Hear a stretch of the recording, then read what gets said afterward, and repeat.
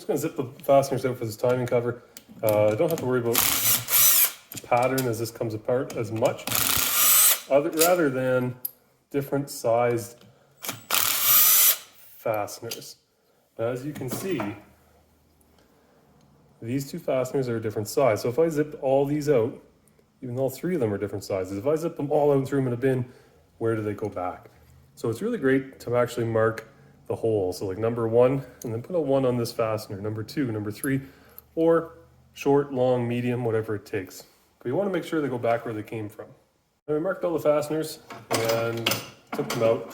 Now this particular timing cover was actually sealed using silicone sealant. It's going to be stuck together like glue. So it makes it a bit more difficult to take off than just a regular gasket. What we'll have to do is find a spot that's not going to damage the mating surface. Take our flat edge and actually wedge our way in there. So I'll have to find one here and get this started. Just found a nice little spot here where I can get going and I can wedge this apart. Now if we do this right, we should lose a ton of oil and make a great big mess. So off it comes. It's timing cover. There's the ton of oil, just like we planned, and away it goes. Now this timing cover here is just aluminum.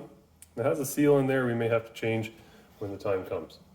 But what we can actually see here now is we have our crankshaft with our crank gear, an idler, and then we have our camshaft, and we have a gear to run our fuel pump.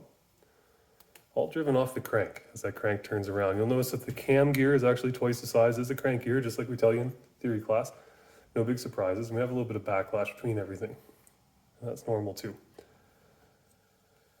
That's it. That's under the timing cover. To keep moving, we'll have to pull these gears off, get the rear timing cover off, and then we can access just our block.